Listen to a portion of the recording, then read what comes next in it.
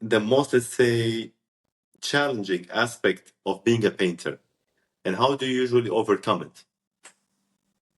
The most challenging, we can divide being a painter into several. There is the financial part that isn't Mm, easy to manage. There is the technical part that isn't easy to manage at the beginning because I noticed in my career that there was a time that I wanted to do things and I didn't knew how.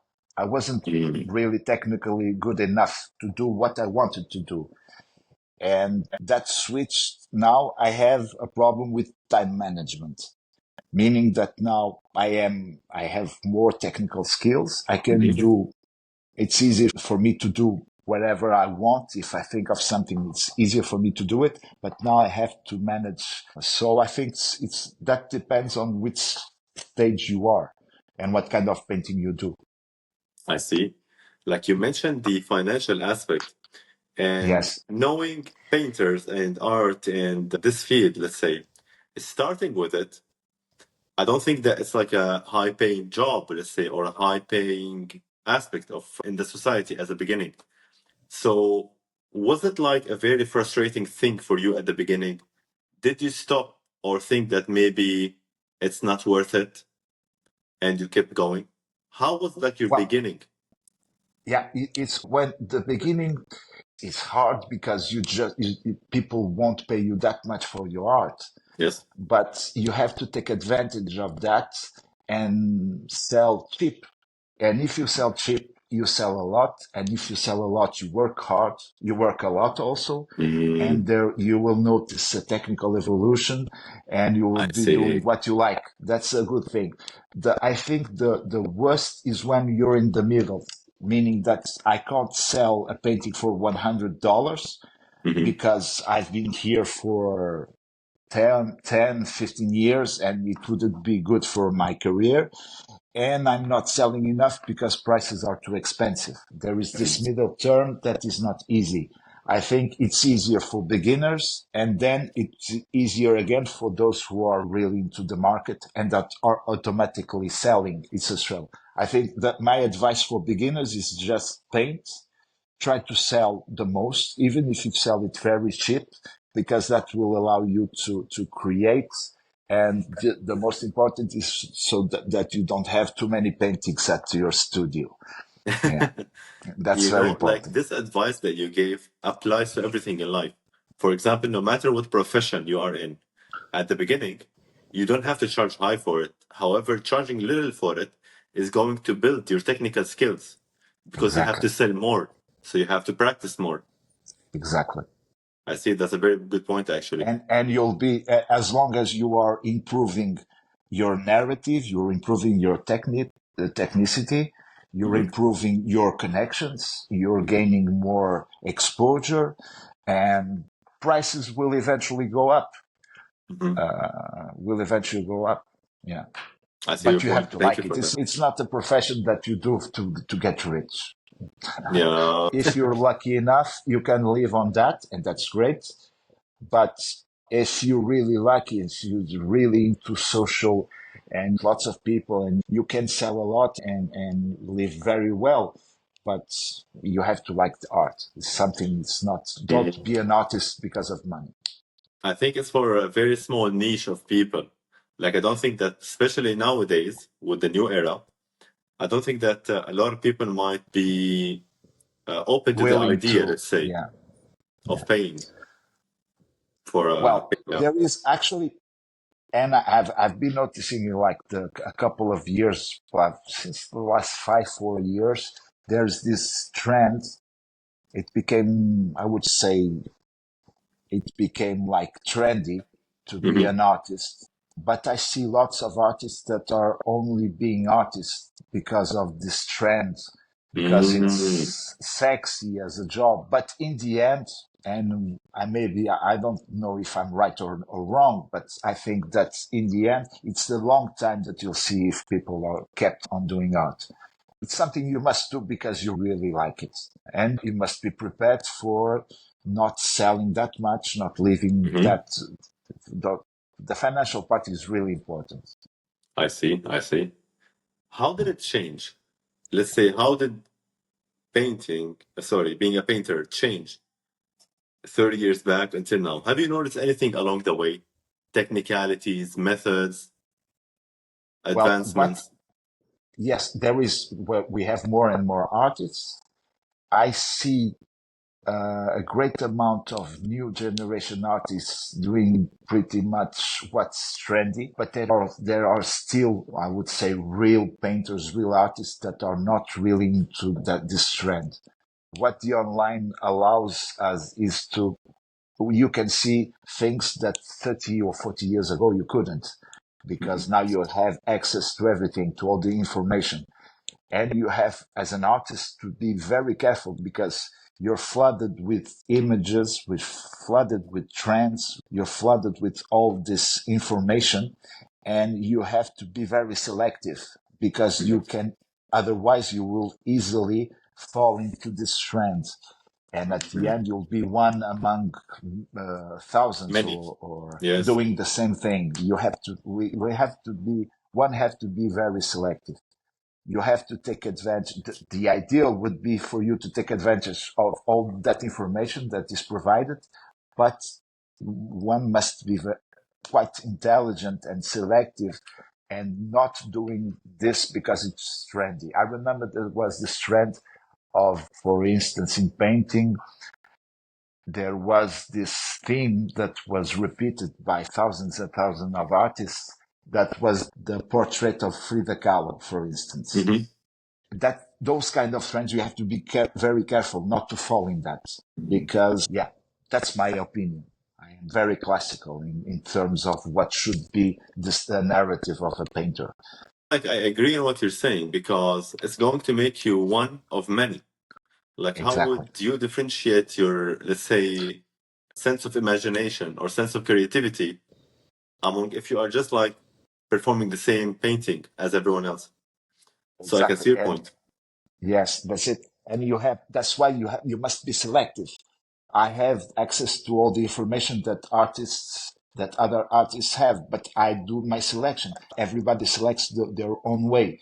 And in the end, the ideal would be for you, if you want to start a painting, for instance, you say, I want to be an artist. It's really important to study or to know art history Mhm. and to select what you like, what you would like to do. And from that point on, you will start doing developing your own narrative, your own iconography. But again, it's very personal. You mentioned to me that via time, as your experience and technical skills have developed, now you are facing a problem of time management. How Yes, so?